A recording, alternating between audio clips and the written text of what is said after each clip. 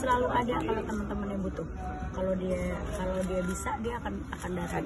Kayak kemarin aja tuh ada kegiatan amal kita yang terakhir, dia dari latihan, dari meeting datang, padahal kan Tuhan mau baik. Mbak Nana kan sebagai istri di rumah, berarti kan kebijakan-kebijakan itu kan kompromi ya. Iyalah. Nah, orang banyak yang pengen tanya itu apa yang membuat hubungan pernikahanmu tuh awet?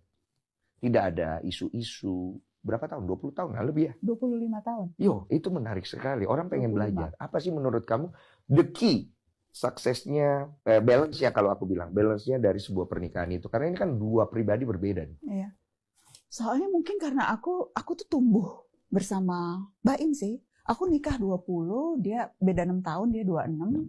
Dan setiap tahapan dalam hidupku tuh aku lalui bersama dia.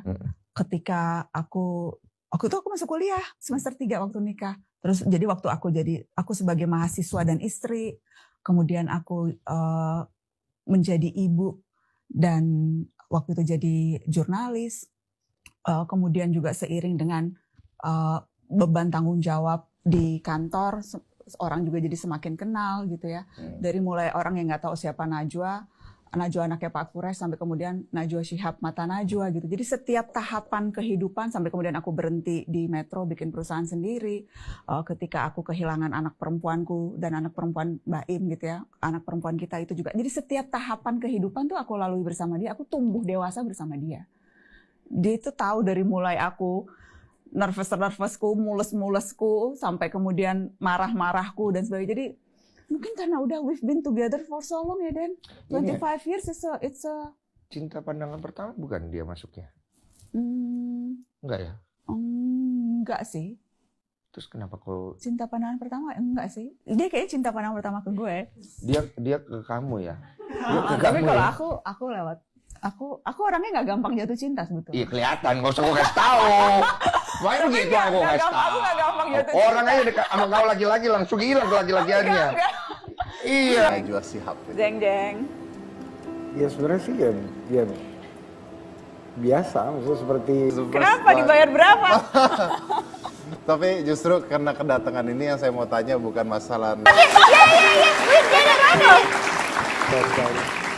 Nggak pernah mau biasanya. Well, because this.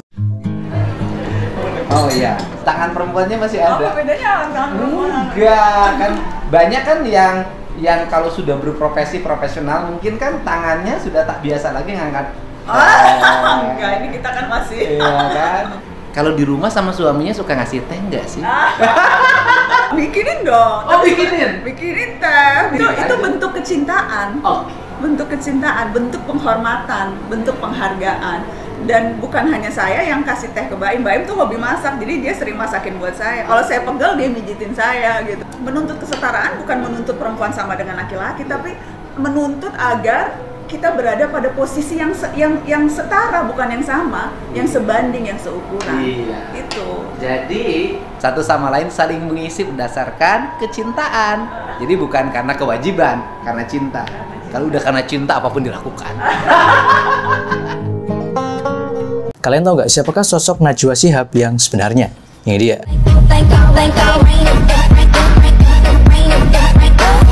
Najwa Shihab atau yang akrab dipanggil Nana lahir di ujung Pandang, Makassar, Sulawesi Selatan pada tanggal 16 September 1977. Najwa merupakan anak kedua dari Profesor Quraish Shihab, yaitu ulama sekaligus Menteri Agama Indonesia ke-16 di akhir masa kepemimpinan Soeharto. Adapun kakek dari Najwa Shihab bernama Abdurrahman Shihab, yaitu ulama besar ahli tafsir asal Sulawesi Selatan, sekaligus pembina dari Universitas Muslim Indonesia. Najwa lulus sebagai sarjana hukum UI tahun 2000 dan melanjutkan magister di Melbourne Law School, jurusan hukum media tahun 2008. Najwa memulai karirnya sebagai seorang jurnalis pada tahun 2001 di Metro TV, hingga memiliki program Mata Najwa tahun 2010. Kemudian pada tahun 2018, Najwa mendirikan PT Narasi Media Pracaya atau Narasi TV. Pemikiran dan mentalitas Najwa yang begitu kritis disertai data, membuat dirinya mendapatkan berbagai penghargaan nasional dan internasional, seperti Panasonic Global Awards. Gimana? Suami jurnalis senior Najwa Shihab, Ibrahim Assegaf, meninggal dunia hari ini Selasa 20 Mei 2025. Kabar ini dikonfirmasi oleh Ketua Pengurus Besar Nahdlatul Ulama BPNU Ulil Absar Abdallah atau Gus Ulil.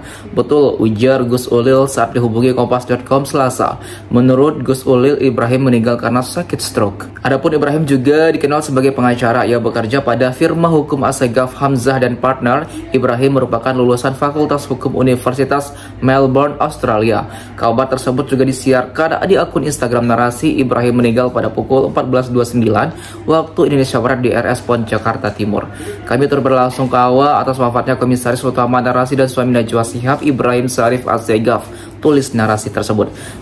Suami jurnalis senior Najwa Shihab, Ibrahim Syarif, meninggal dunia di Rumah Sakit Pusat Otak Nasional RS PON Mahar Marjono, Jakarta, Selasa 20 Mei 2025. Telah berpulang ke rahmatullah Ibrahim Syarif bin Hussein Ibrahim Assegaf. Demikian informasi yang dibagikan Menteri Komunikasi dan Digital Mutia Hafid lewat pesan singkat.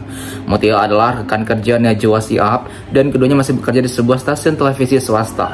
Jenazah Ibrahim akan disemayamkan di Jalan Jeruk Purut nomor 8 sampai 9 RT 04 RW 3 Cilandak Timur, Pasar Minggu, Jakarta Selatan.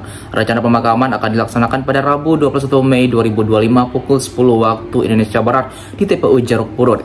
Kabar duka ini juga disampaikan oleh asisten Najwa melalui pesan singkat. Asisten Najwa melalui pesan singkat berujar bahwa Ibrahim meninggal karena penyakit stroke hingga mengalami pendarahan di otak. Pasca stroke pendarahan di otak, ungkap Caca, asisten Najwa Shihab, Selasa 20 Mei 2025.